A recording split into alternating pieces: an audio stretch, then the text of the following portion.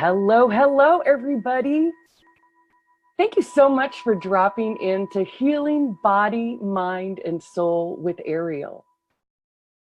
I am so excited today to have our wonderful guest, Dr. Amir, to talk to us about how to inspire stress-proof living. I'm really excited. You know, Dr. Amir and I, we just met before this interview, and I can tell already that this conversation is going to be super juicy. So I'm going to hand it over to Dr. Amir right away so that he can tell you a little bit about his book, about his practice, and about what he's up to support healing on our crazy, stressed out planet. Dr. Amir, thanks for being here. Hello, hello, hello. Thank you so much for having me. It's an honor to be here. I absolutely have already enjoyed speaking with you, so I'm looking forward to this very much as well. I was, 9 years old when I decided to become a doctor. And the reason for that was because my father and I were traveling through the remote villages in Iran.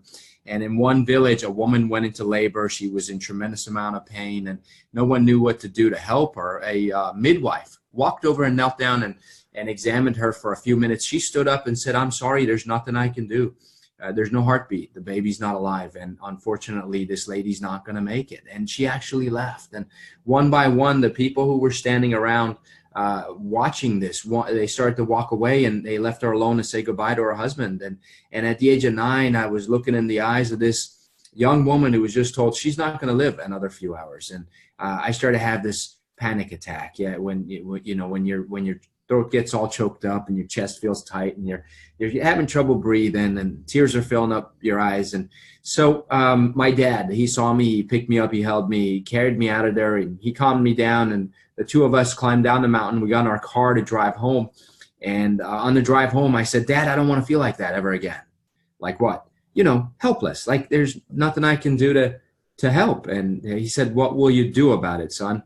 "Well, I'm going to go be a surgeon. I'll be the best surgeon in the whole world. I carry my medical bag with me everywhere I go." Wow. I just want to save lives. And 10 years passed. I was a student at George Washington University, and I had the grades, and I had the plan, to start medical school early if I could and apply for that early selection program. But fate would have it, I went home for Christmas break, and my dad was wearing this big white, thick neck brace, and he was under the influence of some heavy painkillers, and he was limp and numb from the shoulders down. He couldn't lift his arms to even give me a hug. Oh, and nice.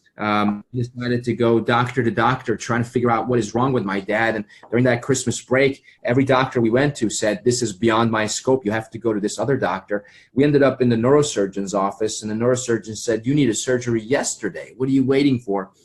Long story short, we got 3 separate opinions from 3 different neurosurgeons. All 3 said, "We're going to have to cut you open and break and remove the bones in the back of your spine and put rods in and screw them into your spine and fuse your whole neck. You'll never turn your head, and you may not regain function of your hands, but we're just hoping to reduce your pain, and you may not survive the surgery because you're older."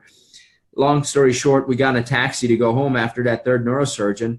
And I was sitting in the back of the taxi carrying all the MRIs and x-rays and CTs and medical records. And I looked over at my dad, and he was cringing because every bump that taxi hit, I could tell was sending a lightning bolt of pain through his entire body. And looking in his eyes, I could tell he didn't want to live any longer. And that moment, I got emotionally transported back into that village where I actually saw that woman slowly die in her husband's arms, and no one was able to help. And now I'm looking at my own dad, and I'm feeling that same helplessness I promised I'd never feel again. Well, this taxi driver looked at the two of us in his rearview mirror, and he said, "Sir, I noticed you're in a lot of pain.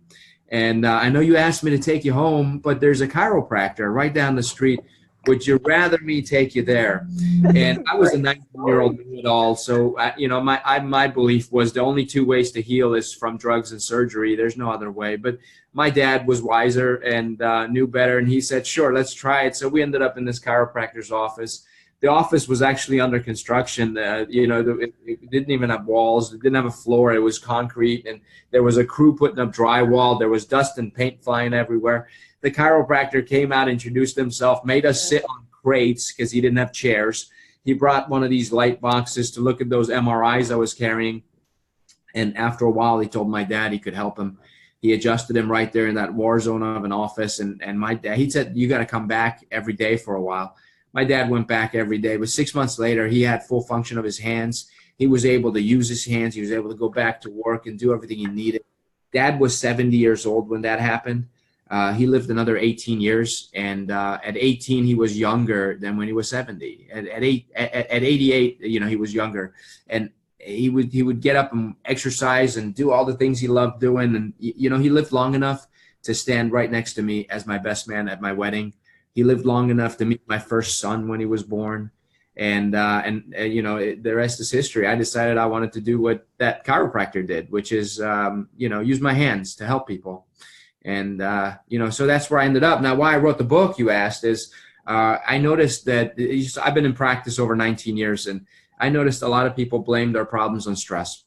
And I don't disagree. I do not disagree. Yes, stress is what's going to beat you down and hold you down if you allow it. Stress can cause, you know, problems, wreak havoc on your nervous system, on your immune system. And, you know this better than I do. It'll affect you emotionally, mentally, physically, chemically. It can ruin your life. It can ruin your relationships. It can ruin everything you have and you own and you value in life. But at the same time, stress can be used as a force that can cause positive change in your life. And if we use it that way, so when people were coming to me going, my problems are all because of stress, my answer was, is it really the stress, or is it how you're adapting to that stress? Because the body will adapt one way or another. We need to, you know, my answer is, why don't we work on getting you stronger? Let's get strong so we can take the hits and still keep moving forward. If we get strong, we can carry the burdens in our life and not have it knock us down. We get strong, we can take on those responsibilities that we want and succeed at every single one of them. If you want to grow in your business, you need to be willing to take on some stress. If you want to grow your family, have more children, whatever it might be, have more fulfilling relationships, you got to be willing to take on some stress. If you want to increase your income and your level of wealth, again, it depends on how much stress you're willing to handle. So when stress comes your way, why don't we invite it and use it as a source, as a fuel that helps us propel towards success, towards the next level? That's what we all want. I love it. I love this. Bring it. Bring it. That's right. I love that attitude. I just want to react. I didn't want to interrupt you. You were on a roll, and your story is so awesome. You know, I can relate to all the sides of that story. I can relate to that 8-year-old boy and that stress that he was under that had you so driven, right? And that reaction, the way that you rechanneled that kind of stress in your life, that is wonderful. And I love that you helped your father. That is wonderful. 88 is a good, strong showing, isn't it? Absolutely. You know who I love in that story? I love that cab driver. That's right. Me too. I love your angelic cab driver who just came in and redirected the thoughts there. That story is so rich. And what you have done with all of that is just amazing. Well, thank you. How can do you run a regular chiropractic office? Where are you at? We're in Frederick, Maryland. Okay. I have 2 other doctors who work with us. We're a team of about 10 people. We're seeing somewhere between 18 and 20,000 visits a year, a pretty busy practice. Amazing. And, you know, I think part of that is because our focus is multifactorial. We start out by helping you feel better, but then the next stage, which is really important, is to get stronger. That's when you become resilient towards stress. So feel better, get stronger. Then we work on longevity. How do we add years to your life? And then the final stage of that is, how do we make sure you always feel younger? So feel better, get stronger, live longer, and feel younger. And that's what I feel sets us apart. It is wonderful. I love that whole foundation of your practice. That is great. I'm sure that your clients there in Maryland are really, really reaping the benefit of that. So how can all of us folks in California get hold of your fabulous book and get some of you in our lives? Well, I'll give you some tips right now. You know, you All don't right. have to buy the book. Obviously, I would love it if you did. It's available on Amazon. But you know what? It starts out with that belief that stress is just a force that causes change. So if you didn't think of it as something negative, I always compare stress to fire. Fire is not good or bad. It can burn your hand, but it can cook your food. So it's how you use it. And same with anger, same with money. Money's not good and it's not bad. It's how it can fund terrorist activity, but it can put your children through college. So it's how you use it. And stress is exactly the same thing. It's how you use it. So if you start with that mentality, then you focus on things like, how do I use sunlight to increase my adaptability to stress? How do I use music to increase, sound? You're the expert on that. I shouldn't be saying anything about that. You preach, brother. And how do I use my nutrition? How do I use my movements, my exercise? How do I use my thoughts, visualization? And then you being the expert in meditation, how do I use that to increase my adaptability? So it's about taking all the things you already know how to do, and you know how to use, and sleep and breathing are the other two. So there's 7 things that I call the simple 7. How do I use those with the focus of increasing my adaptability to stress? And that's what the whole book is all about. Really, if we say, hey, I'm feeling kind of stressed right now, I'm going to go listen to my favorite music for just 3 minutes. And while I'm listening to it, maybe I'm going to dance to it as well. And maybe while I'm dancing to it, I'm going to visualize some good stuff, like my favorite vacation while I was there. And afterwards, maybe I'll do some slow exhales, because inhale is sympathetic. It puts you into fight or flight. But exhale is the exact opposite. It's what we call rest and repair. Traditionally they call it rest and digest or wine and dine. But slow exhales really put you into that state of being able to relax and so on. Doing things around your home to help you sleep better, nutritionally and so on. All of that is what's in the book. That is amazing. You and I are on the same page here. I really appreciate us being able to connect. I love technology. I'm in the Silicon Valley here, so technology is the name of the game. But I really, really embrace it in moments like this when I can reach across the globe and touch base with somebody like you that is doing such wonderful work. I love that exhale is the rest and repair. All the work gets done on the exhale, doesn't it? Absolutely. I was just talking about this with another practitioner friend of mine. The work gets done on the exhale. You can count on that inhale. It's going to happen. It's going to happen. Right? Exactly. So when I reset, I always tell people to do the visualization on the exhale. And what I find as a breath practitioner, it actually extends my exhale. And as a vocalist and speaker, that is really beneficial for me in my work. Absolutely.